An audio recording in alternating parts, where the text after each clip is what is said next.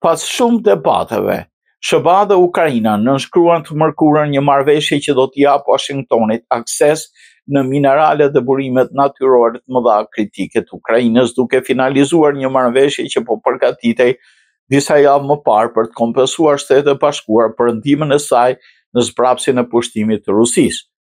Të dyja palët ofruan vetëm detajet thjeshta rreth strukturës së marrëveshjes, të cilën e quajtën Fondi i Riinvestimit Shtetet e Bashkuara Ukrainë. Po pritet që kjo marrëveshje t'i japë Shteteve të Bashkuara akses në mineralet e çmuara të tokës së rrallë të Ukrainës, ndërsa i jep Kievit një masë sigurie për mbështetjen e vazhdueshme amerikane në luftën e saj të ashpër me Rusinë.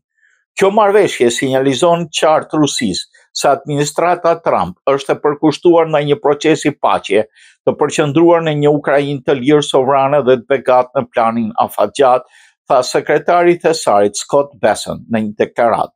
Presidenti Trump e parashikoi këtë partneritet midis popullit amerikan dhe popullit të Ukrainës për të treguar angazhimin e të dyja palëve për një paqe dhe prosperitet qëndrueshëm në Ukrainë.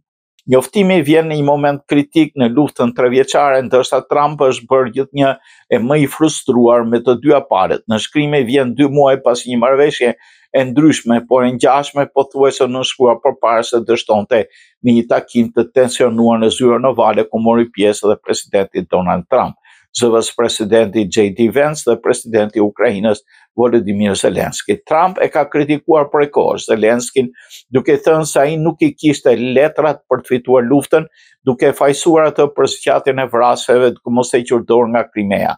Trump tha të mërkurën në mbrëmje në News Station se marrëveshja në teori do të thotë që Shtetet e Bashkuara do marrin më shumë nga Ukraina se sa kanë kontribuar. Doja të mbrohesha, tha ai, duke shtuar se nuk donte të dukej budalla duke mos marrë parat mbrapsh për investimin. Por Ukraina në marrëveshja shihet si Chelsea për të siguruar aksesin e saj në ndihmën ushtarake të ardhshme amerikane.